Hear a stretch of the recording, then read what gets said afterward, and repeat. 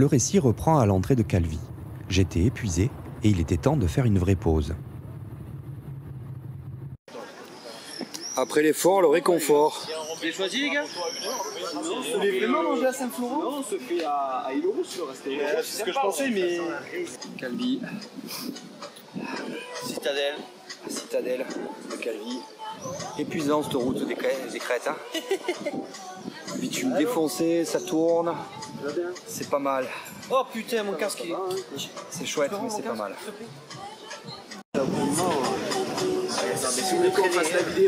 Et nous voilà donc partis pour Île-aux-Rousses, histoire d'arriver à l'heure pour qu'un resto puisse nous servir.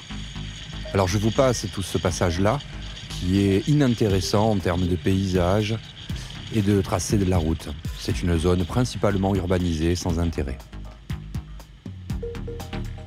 Une fois à Île-aux-Rousses, il a fallu se mettre en quête d'un parking pour pouvoir se garer tous ensemble. Mais non, je déconne. Comme je vous l'ai déjà dit dans un épisode précédent, il y a énormément de parkings à moto en Corse, particulièrement dans les centres-villes. Il est donc inutile de se garer sur un trottoir.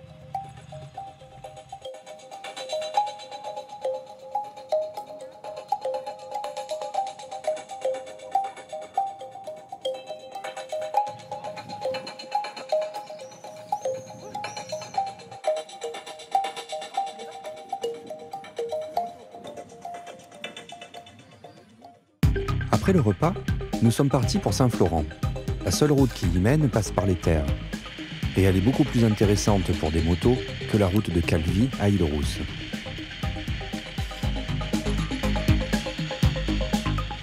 Une vraie route de motard. Large, grande courbe, sans véritable surprise. Le seul véritable inconvénient, c'est que c'est une route passante. Et donc il y a des voitures à dépasser. Et avec mes 48 chevaux et mes 40 de couple, dépasser en toute sécurité n'est pas toujours facile. J'ai besoin de plus de place que les autres. Pendant ce temps, devant, ils n'avaient pas eu de problème, eux, pour doubler les voitures, avec leurs motos très puissantes. Du coup, ils m'ont un petit peu lâché.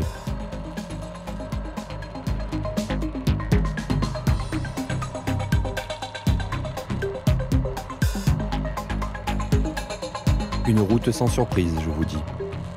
Ou pas. Alors, que s'est-il passé? Revoyons ça plus lentement. Comme quoi, pour une zone sans surprise, des fois, il y en a. En tout cas, on voit la maîtrise d'Eric qui a évité la chute et tout dégât sur la moto.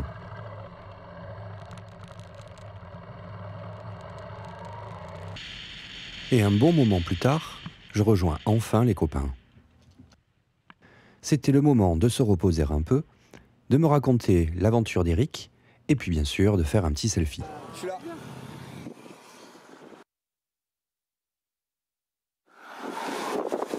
Oh, j'ai le droit du selfie. Va ton genou? Ouais, je reste sur la moto. Pour c'est de descendre et de monter. Je t'en fais le sur le coup. La chaleur durant cet après-midi-là était écrasante. Particulièrement avec le matériel qu'on avait sur nous, le matériel de protection. On était cuits comme des raviolis vapeur. Alors, on avait décidé d'aller se rafraîchir un petit peu à Saint-Florent.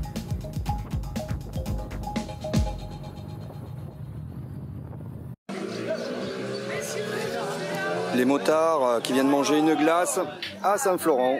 C'est l'équipe.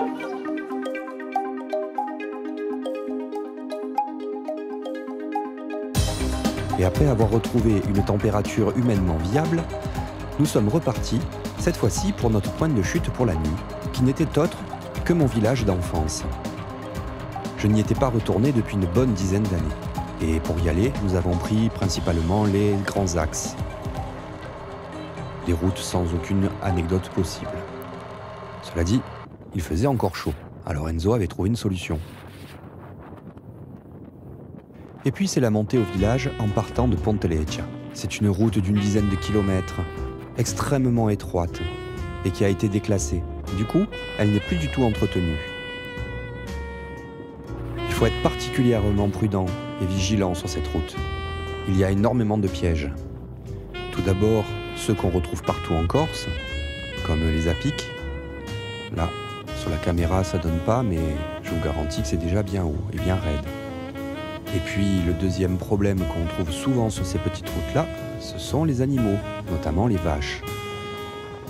Alors la vache corse est relativement placide, par contre, elle a tendance à tapisser la route de bouse. Et croyez-moi, quand elle est fraîche, ça risque de glisser.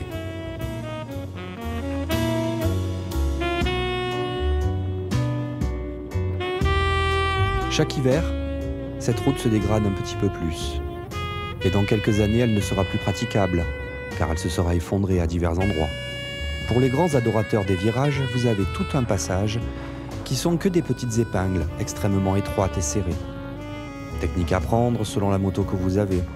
En tout cas, les paysages sont incroyables, et croyez-moi, c'est encore plus impressionnant en descendant.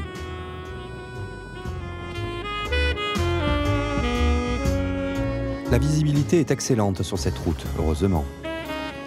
Et plus on monte en altitude, plus la végétation devient rase, et le ciel se rapproche de nos têtes. En tout cas, c'était le cas cette fois-là.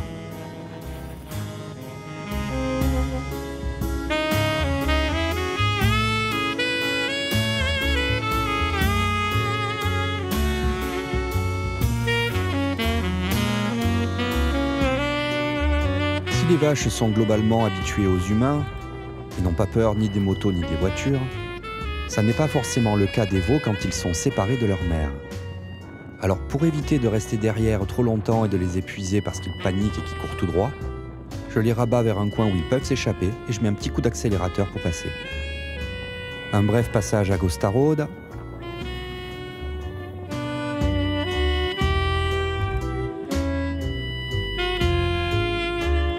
Et puis nous approchons de Kanawaad. C'est un petit village, une poignée de maisons jetées en haut d'une montagne par quelconque géant. Le toit des maisons chatouille les nuages. C'est un endroit auquel je suis attaché. J'y ai beaucoup de souvenirs dus à mon enfance, même si pendant une longue période, je ne suis pas revenu souvent. Cela dit, je sais que ce soir nous passerons une bonne soirée, car je vais revoir des gens que je n'avais pas vus depuis très longtemps et que ce sera l'occasion de fêter ça.